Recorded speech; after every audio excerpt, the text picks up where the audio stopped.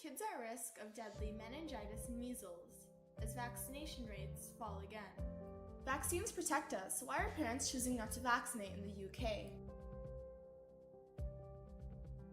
Vaccination rates are continuing to drop. For some, such as the MMR vaccine, rates have continuously dropped over the span of the previous 4 years. Measles, mumps, and rubella are fatal diseases, so what I find quite odd is parents, whose jobs are to protect these children, are exposing them to death.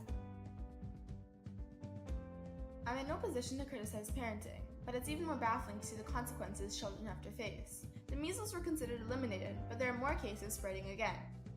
Less parents are arranging for the children to have vaccines, preventing meningitis, whooping cough, tetanus, etc. As the dangerously increasing amount of people aren't getting vaccinated, herd immunity is no longer prevalent in these communities. The average person, vaccinated or not, is at a greater risk because of these widespread diseases. Some children cannot be vaccinated due to circumstances compromising their immune system. So when you don't vaccinate, you're not helping them.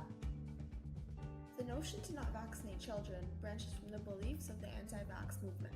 This movement has gained support and continues to do so rapidly. The issue with this movement is that it's feeding the public misinformed information, such as false claims that vaccines actually lead to autism.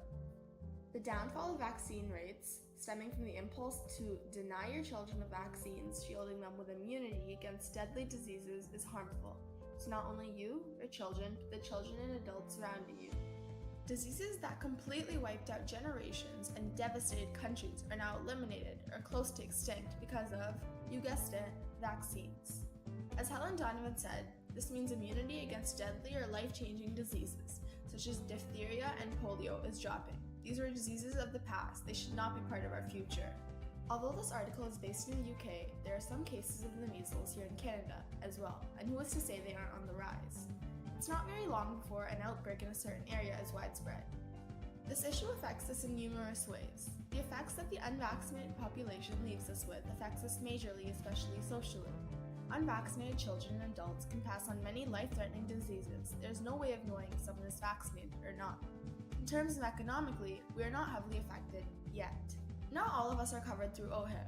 Here in Ontario and many in other provinces aren't provided with coverage at all. Vaccines are quite expensive, and as a percentage of the population is choosing not to be immunized, funding is limited. This could lead to vaccines not being covered, making them much more expensive. The government is beginning to take action, making this political as well. It's important for the government to get involved and get stricter in terms of vaccinating. I would assume when this becomes a pandemic, multiple governments would get involved and reach out, strengthening or weakening relationships.